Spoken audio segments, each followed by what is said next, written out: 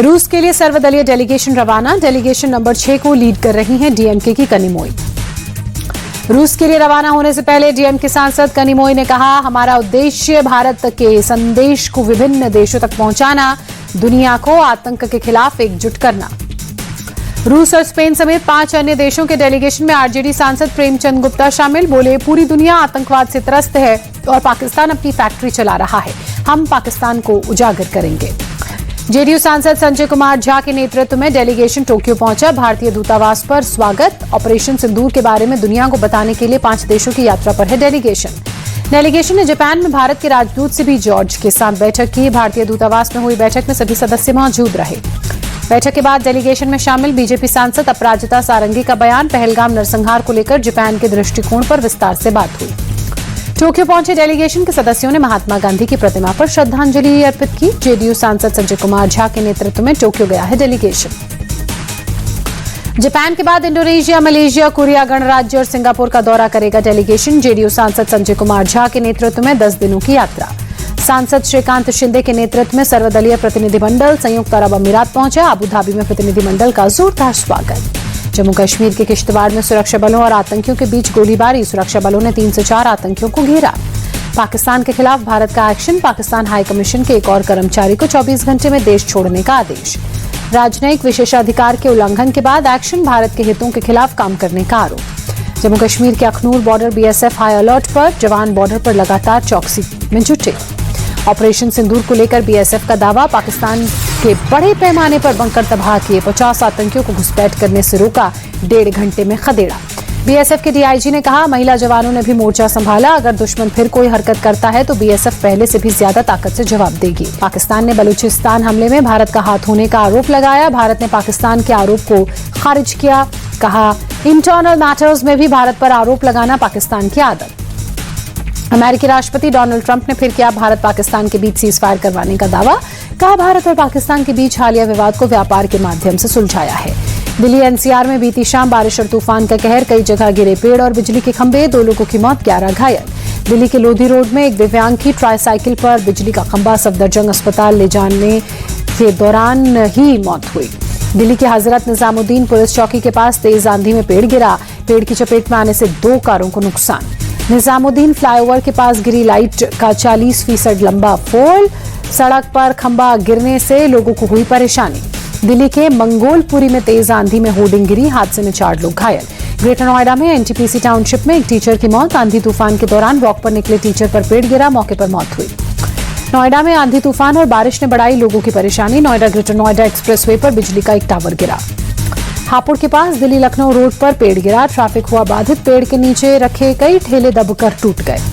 आगरा में भी बीती रात तेज आंधी के साथ बारिश। कई जगह पेड़ और खंबे गिरे नजर आए।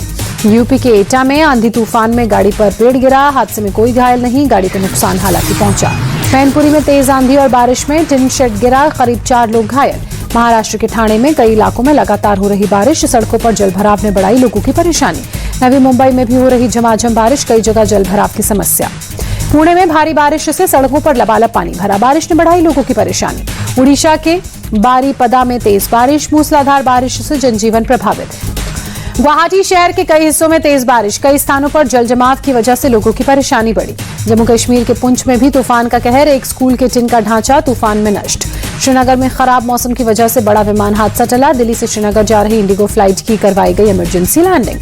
खराब मौसम की वजह से विमान का आगे का हिस्सा डैमेज हुआ। पायलट ने सुरक्षित विमान की लैंडिंग करवाई। सभी 227 यात्री और एयर स्टाफ सुरक्षित। इमरजेंसी लैंडिंग पर इंडिगो ने स्टेटमेंट जारी किया। फ्लाइट को रास्ते में ओलावृष्टि का सामना करना पड़ा। टर्बुलेंस के चलते विमान का अगला हिस्सा क्षतिग्रस्त हुआ। मुर्शिदाबाद हिंसा की रिपोर्ट पर बीजेपी ने टीएमसी को घेरा। कहा, धर्म देखकर हिंदुओं को टारगेट किया गया। कलकत्ता हाईकोर्ट कमेटी की रिपोर्ट में टीएमसी पर गंभीर सवाल। बीजेपी सांसद सुधांशु त्रिवेदी भी टीएमसी पर भड़के। कहा, ममता सरकार की क्रूरता उजागर हुई, चुन चुनकर हिंदुओं को मारा।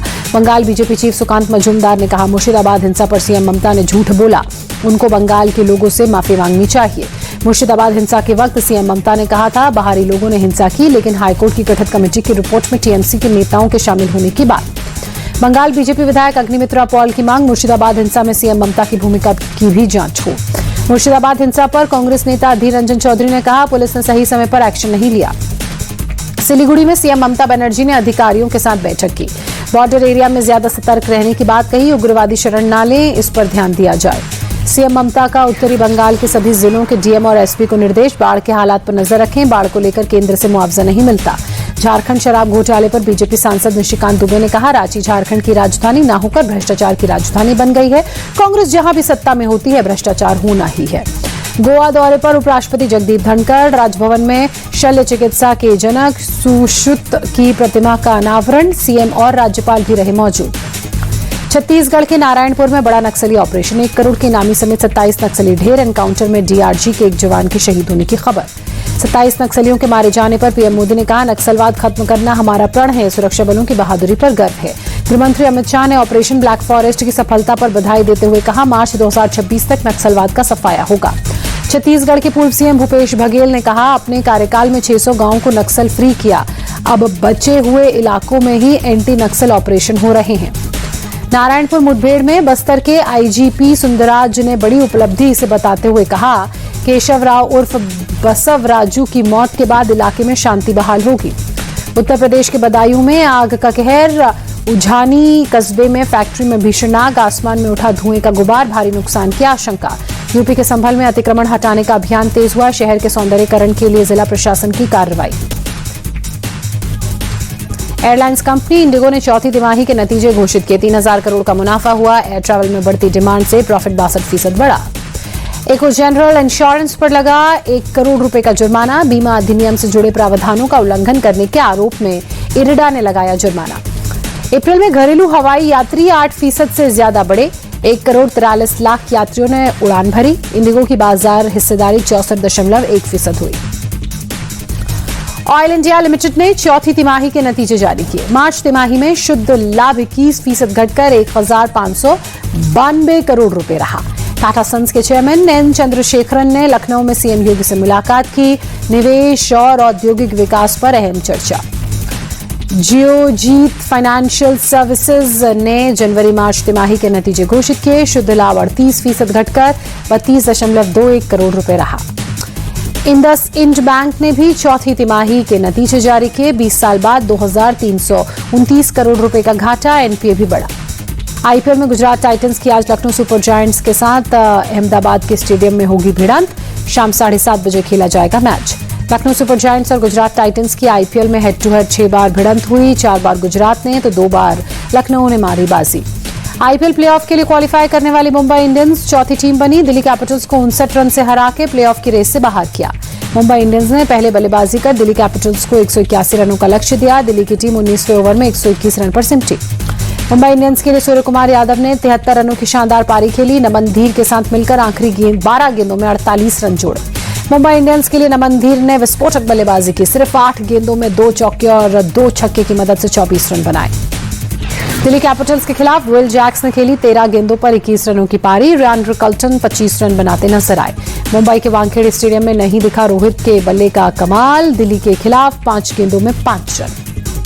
दिल्ली कैपिटल्स के तेज गेंदबाज मुकेश कुमार और दुष्मंथा चरीमा महंगे साबित हुए। मुकेश कुमार ने 4 ओवर में 48 रन देकर 2 विकेट चटके तो दुष्मंथा चमीरा ने 54 रन देकर 1 विकेट लिया।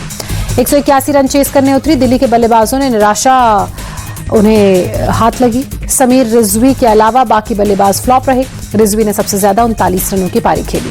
दिल्ली कैपिटल्स के सिर्फ 4 बल्लेबाज दहाई का आंकड़ा छू सके। केएल राहुल 11, विप्रज निगम 20, आशुतोष शर्मा ने 18 रन बनाए। मुंबई के लिए जसप्रीत बुमराह और मिचेल सैंटनर ने की दमदार गेंदबाजी। दोनों ने 3-3 विकेट चटके। ट्रेंट बोल्ट, दीपक चहार ने भी किफायती गेंदबाजी की। आईपीएल में केएल राहुल 7वीं बार 500 से ज्यादा रन बनाने वाले बल्लेबाज बने। डेविड वार्नर के रिकॉर्ड की बराबरी की राहुल से अब सिर्फ विराट कोहली हैं आगे। कुलदीप यादव आईपीएल में 100 विकेट लेने वाले खिलाड़ियों के क्लब में शामिल हुए। 97 मैचों में 100 विकेट की उपलब्धि हासिल की। मुंबई के खिलाफ अक्षर की जगह फाफ डुप्लेसी ने संभाली दिल्ली कैपिटल्स की कमान। तबीयत खराब होने की वजह से अक्षर पटेल मैदान पर खेलने नहीं उतरे। फाफ डुप्लेसी आईपीएल इतिहास में दिल्ली कैपिटल्स की कप्तानी करने वाले चौथे उम्रदराज खिलाड़ी बने। फाफ ने 40 साल 312 दिन की उम्र में कप्तानी की। आरसीबी के टीम बॉन्डिंग इवेंट में कोहली, अनुष्का ने पिकल बॉल खेला। कार्तिक दीपिका समेत कई प्लेयर्स नजर आए। इंग्लैंड के तेज गेंदबाज जोफ्रा आर्चर वेस्टइंडीज के खिलाफ वनडे सीरीज से बाहर हुए। आईपीएल में राजस्थान रॉयल्स के लिए खेलते हुए जोफ्रा इंजर्ड हुए थे। वेस्टइंडीज के खिलाफ वनडे सीरीज के लिए जोफ्रा आर्चर की जगह ल्यूक वुड इंग्लैंड की टीम में शामिल। इंग्लैंड क्रिकेट बोर्ड ने जोफ्रा आर्चर के रिप्लेसमेंट की जानकारी दी।